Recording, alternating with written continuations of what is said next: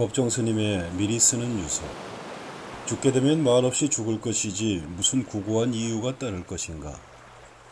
스스로 목숨을 끊어 지레 죽는 사람이라면 유서라도 첨부되어야겠지만 제 명대로 살만치 살다가 가는 사람에겐 그 변명이 소용될 것 같지 않다.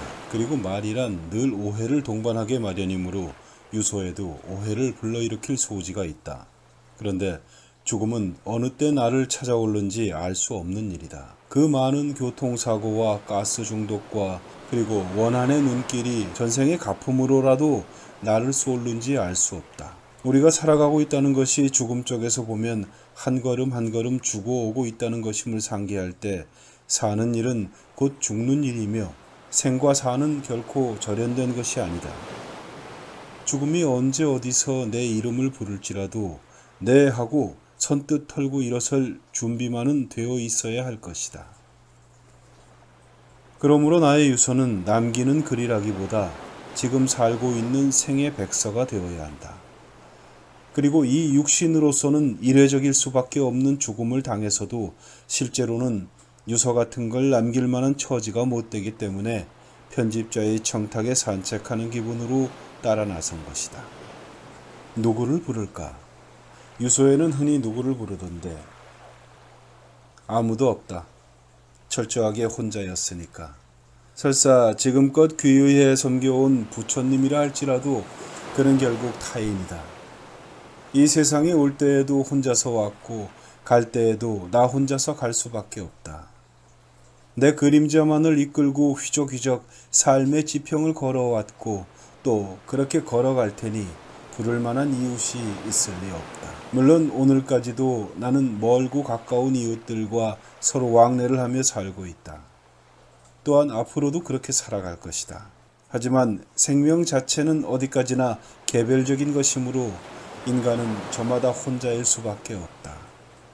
그것은 보랏빛 노을 같은 감상이 아니라 인간의 당당하고 본질적인 실존이다. 고뇌를 뚫고 환희의 세계로 지향한 베토벤의 음성을 빌리지 않더라도 나는 인간의 선의지 이거밖에는 인간의 우월성을 인정하고 싶지 않다.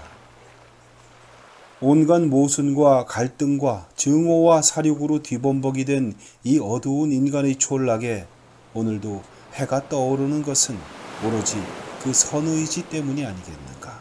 그러므로 세상을 하직하기 전에 내가 할 일은 이웃의 선의지에 대해서 내가 어리석은 탓으로 저지른 허물을 참회하지 않고는 눈을 감을 수 없을 것이다.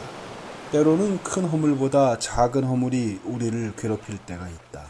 허물이란 너무 크면 그 무게에 짓눌려 참개의 눈이 멀고 작을 때에만 기억에 남는 것인가. 어쩌면 그것은 지독한 위선일지도 모르겠다. 그러나 나는 평생을 두고 그 한 가지 일로 해서 돌이킬 수 없는 후회와 자책을 느끼고 있다. 그것은 그림자처럼 따라다니면서 문득문득 나를 부끄럽고 괴롭게 채찍질했다. 중학교 1학년 때 같은 반 동무들과 어울려 집으로 돌아오던 길에서였다. 엿장수가 옆판을 내려놓고 땀을 들이고 있었다. 그 엿장수는 교문 밖에서도 가끔 볼 수 있으리만큼 낯익은 사람인데 그는 팔 하나가 없고 말을 더듬는 불구자였다. 대여섯 된 우리는 그 엿장수를 둘러싸고 엿가락을 고르는 척하면서 적지 않은 엿을 슬쩍슬쩍 빼돌렸다. 돈은 서너 가락치밖에 내지 않았다. 불구인 그는 그런 영문을 전혀 모르고 있었다. 이 일이, 돌이킬 수 없는 이 일이 나를 괴롭히고 있다.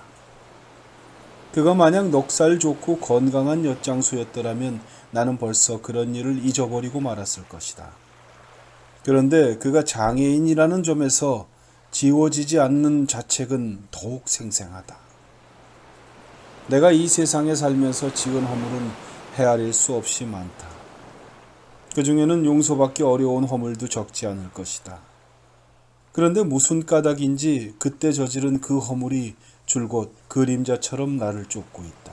이 다음 세상에서는 다시는 후회스러운 일이 되풀이되지 않기를 진심으로 빌며 참회하지 않을 수 없다. 내가 생전에 받았던 배신이나 모함도 그때 한 인간의 순박한 선의지를 저버린 과보라 생각하면 능히 견딜만하다. 날카로운 면도날은 밟고 가기 어렵나니 현자가 이르기를 구원을 얻는 길 또한 이같이 어려우니라. 우파니샤드의 이 말씀을 충분히 이해할 것 같다. 내가 죽을 때에는 가진 것이 없을 것이므로 무엇을 누구에게 전한다는 번거로운 일도 없을 것이다. 본래 무일물은 우리들 사문의 소유관념이다.